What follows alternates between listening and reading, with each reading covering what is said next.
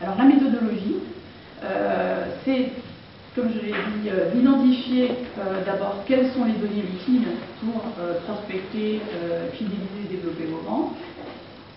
Et là, encore une fois, il s'agit d'être très discriminant. La tentation étant de vouloir tout garder pour au cas où on voudrait le faire un jour.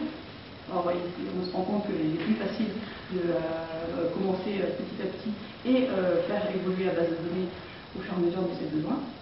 Ensuite, collecter les données à moindre coût et sourcer celles qui sont déjà présentes dans le système d'information. Et la plupart du temps, les entreprises disposent de données qu'elles n'ont pas besoin d'aller chercher à l'extérieur, mais qui sont simplement un petit peu réparties partout dans l'entreprise. D'unifier dans une base marketing unique l'ensemble de ces données, les nettoyer, les enrichir. D'exploiter pour mettre en œuvre un plan de marketing relationnel efficace. Et enfin, d'optimiser le process, les segments, les campagnes et les mécaniques au fil de l'eau. De manière à ce que ça puisse être réalisable, que vous soyez formés, qu'il y ait des process qui soient inscrits dans l'entreprise et que ceci perdure malgré l'évolution des équipes.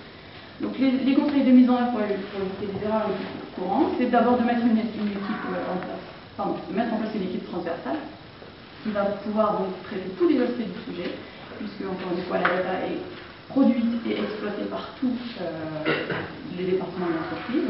Donc la connaissance client, elle va concerner un certain nombre de départements, et pas uniquement le marketing, typiquement la présence par exemple.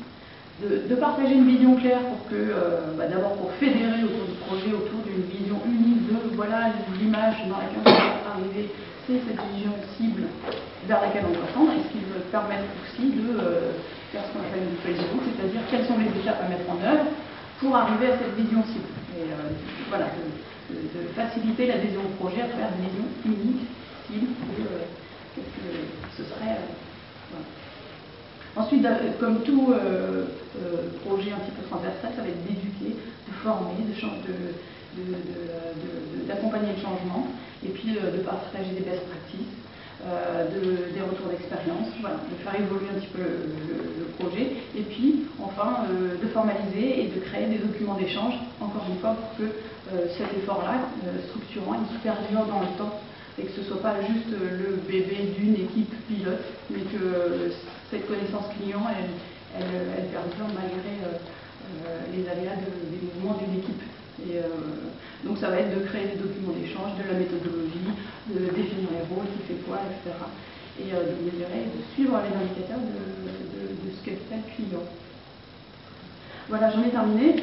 Si vous voulez nous suivre, nous éditons une newsletter sur Scoopit, exploiter les données marketing, où on parle de qualité data, où on parle d'enrichissement, de marketing rationnel évidemment, de CRM, voilà.